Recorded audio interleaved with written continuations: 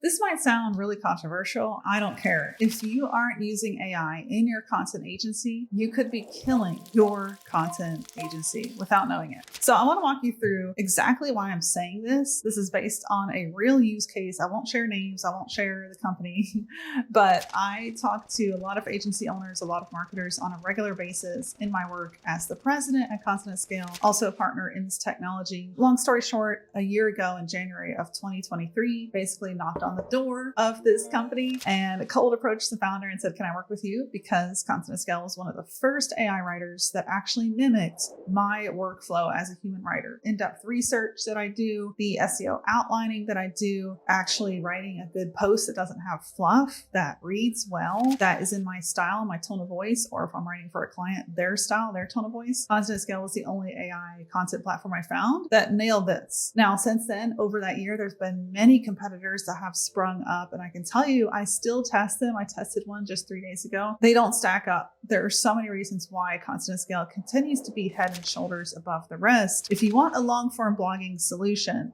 in AI that mimics a real human writer. So back to today's story, why not embracing AI could be killing your content agency. So we were showing a new agency, brand new to Content at Scale, not new to AI. They've been through many AI writing choices, tools, platforms, and a lot like me, they didn't adapt because they just didn't find a good one.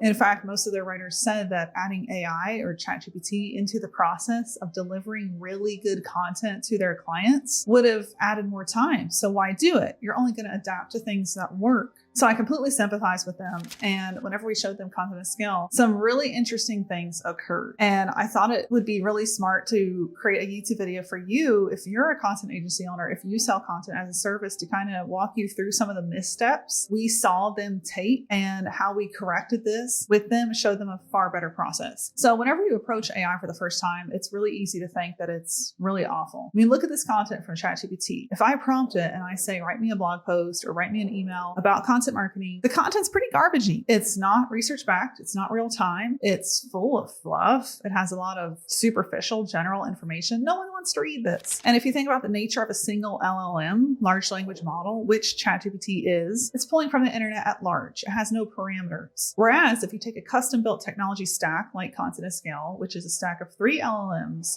a real-time search crawler, it's looking at Google results, parsing that data down, and then it's generating real-time good content with multiple LLMs. So there's several fallbacks and there's several reasons why it's writing better content. It's not just in the marketing that it's generating better content. It's actually generating better content because it was built to do that. And with Content at Scale, it was specifically built to rank well. The name of our SEO tool suite is actually Rank Well.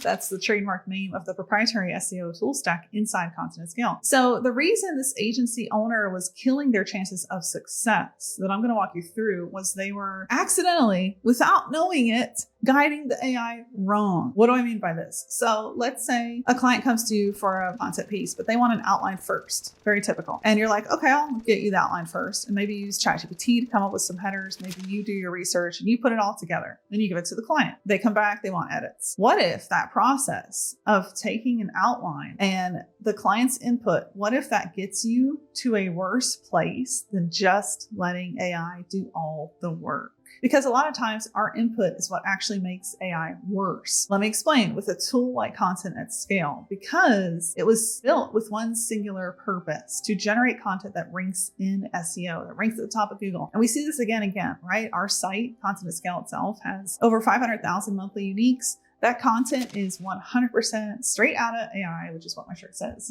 That's one of our slogans, because that's the founder's goal since the beginning, to create content straight out of AI, but content that's good, content that's readable, content that converts. And that's a mission I'm fully behind, being a part of that technology and helping us achieve that. So that's why I'm here and I love being here. So what if that process of the client editing the outline, going back and forth between writer and client, and then finally generating a piece of content, what if that makes it a worse piece of content? We interview you for original subject matter expertise that goes into the piece of content, but we're feeding all of this into the the AI and it's going to generate a better outline. And from there, we're going to let it do its thing because it knows better than us how to create content. So I'm going to show you a real-time use case. We're going to switch over to my desk and I'm going to show you what it looks like whenever you mess with the options and you provide a customized brief versus what happens when you let the AI do its own thing. So let's switch on over to my desk. Okay, so you're looking at the inside of Content at Scale, and this is the project we run for our own website. You can see 600 posts created. So we have over 600 blogs that are 100% created with Content at Scale. I wanted to walk you through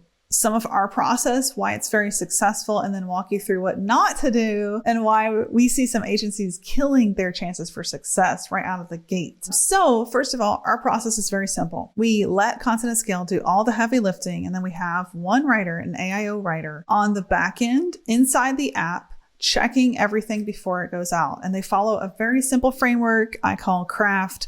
Cut the fluff, review the content, add images and visuals, fact check the content, and trust build, add in story and personal touch. So here's an example of one that's been AIO'd and it's ready to go out. So this is for the keyword alternatives to a SWOT analysis. We've let Content at Scale do its thing. It's done 90% of the work here. And the writer just went in and edited it and made it a little bit better. She added an image here that isn't loading. Let's look for one that is loading. No, these images are not loading, but she's added these images into the blog post, bringing it to life. And let me go ahead and pull in an example so you can actually see images working. Okay, so you can see here on the live side, images are loading. Weird glitch in recording this that they're not loading, but they're there and they're showing up. So we have the WordPress plugin installed to our site. The Content at Scale site is built on WordPress, and you can see that this is speaking directly to it.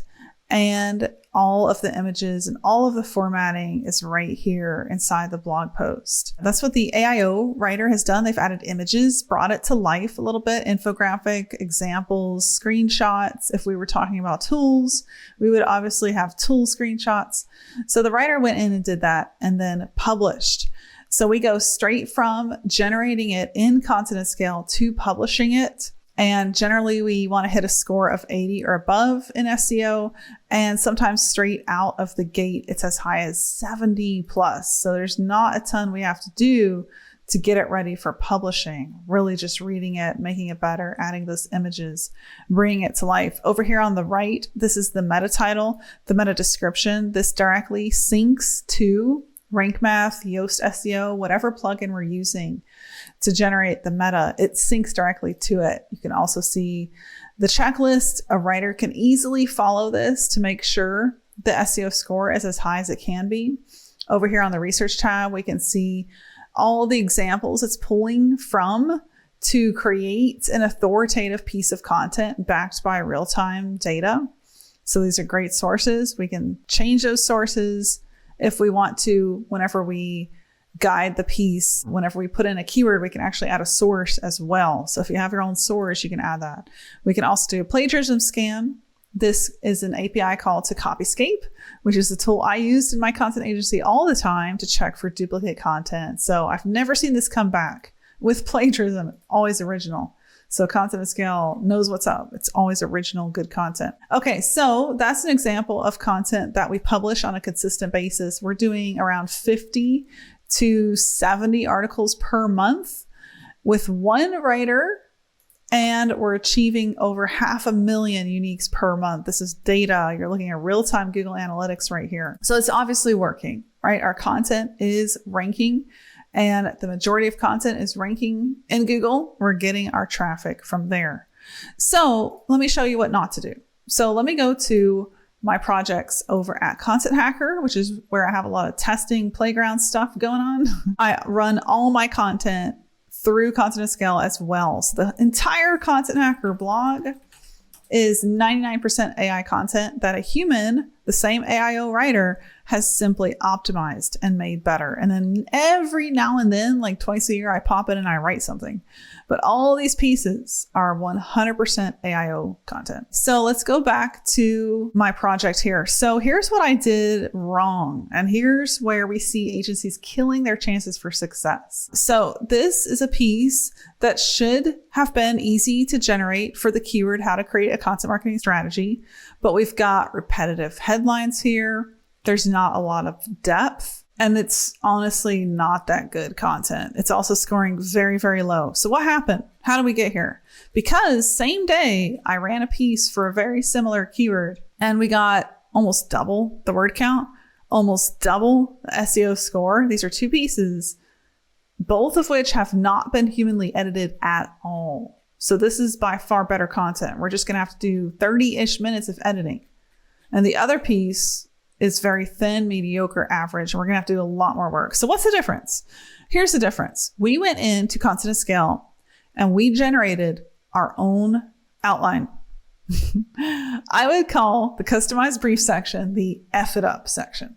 So this is where we see agencies adding in their own headings, their own subtext, their own context here, and then writing a post based on that. And that's what we did. So we picked our word count and we picked our headings ourselves for this piece that you saw that was pretty low scoring and pretty terrible. We created our own subheaders and our own word count. Now, here's what you want to do that will guide it correctly. With a tool like Content at Scale, which has its own built-in SERP analyzer, it's looking at Google real time, making informed decisions on word count length, headers, structure, based on real-time info and what's working. You don't want to mess with the customized brief section, AKA the F it up section. You just want to give it a keyword, leave it on the default word, and click write post now. This is such an extremely important piece. We've actually internally considered calling this the F it up button.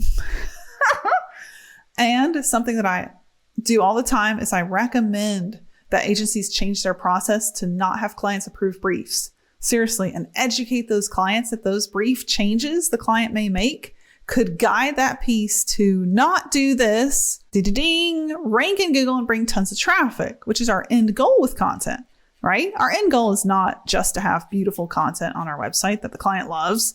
The end goal is to really get traffic from this stuff. So if we want to get traffic from this content, why are we effing it up? So there we go, rant over. Why you're killing your agency success. You really want to let a well-tuned engine like Content at Scale, built for one purpose, to help you rank well. You want to let that well-oiled engine do its work and not F it up. So whenever you type in a target keyword, or there's multiple other ways you can give it input. Let's say you have a Zoom recording with a subject matter expert. You can upload the audio file. You can upload an MP4. You can take an existing podcast episode, turn that into a blog. You can take another blog that already exists that's really good and turn that into a whole new blog. So all these are sources of input to generate new content from. So once you give it that single input source, which should be one topic, right? One keyword, one blog post with a clear topic, one podcast with a clear topic, one YouTube video with a clear topic, one audio file with a clear topic, one document with a clear topic. Then click next, add that in, and leave everything else blank. And just let it generate the content. And you'll get way better content. And then the human process is simply going into the content that gets generated and making that content better, getting it ready for publishing. Don't F it up. Let AI do amazing things because it's so advanced that if we let AI parse down the search results, if we let AI choose the best way to structure a sentence, if we let AI decide on best search intent, if we let AI decide on NLP, it's going to do a better job than if we used our human brains because we don't have 1 trillion points of data to refer to. Rant over. I hope that tutorial helped. Thank you so much for watching this. If you are an agency owner, if you're a marketer, if you work in an agency, if you're in a writer, I would love to hear your questions. How have you found AI beneficial? Have you used it? Have you incorporated it into your own process? And are you in the belief, as you should be, that AI can actually do this a lot better than us? However, we still need to sit in the seat of the optimizer, the editor, the person who makes this better, because we have personal experience that the robots don't have. And we can bring that into this new world, into this new technology, and we can make AI content so much better. But we need to know how to approach this correctly. If we're trying to guide the AI and we're trying to do all the work and we're trying to still do it the old way, then we might be killing our own chances of success. Because what if AI is better than we even imagine? And it will continue to get better. By the way, it will. There's no stopping it at this point. We're at the end of general computing and we're at the beginning of accelerated computing, which has never happened in the history of the world, because computer chips can handle artificial intelligence. That's why we're seeing leaps and bounds every week in new artificial intelligence advancements. So as a human content person myself for over a decade, I can't recommend you, another content person, to really adapt AI first approaches, because it's going to be the human using AI in incredibly smart ways that wins. And that will put the other human not using AI out of business. It's not AI that'll put humans out of business. It's humans using AI that'll put the humans not using AI out of business. But please drop me a comment if you have any questions, thoughts, experiences to share about you working in the field of content, marketing, communications, and using AI. It's not perfect, but it will only get better. So it's up to us to really make the most of this new world. Thanks for watching, and be sure to subscribe to my channel if you haven't. I've been working in the field of AI since January of 2023, but I'm in the mix of a lot of use cases with over 3,000 users at Content at Scale. I love being here. I love being able to speak to this and be a part of this new technology that we're building. It's incredibly exciting every day. So I speak about it all the time. I also host a podcast called Future Tense with our AI director, Jeff Joyce. Catch that if you haven't, streaming on every podcast platform. Future Tense, an AI show. I'll see you right back here on the channel.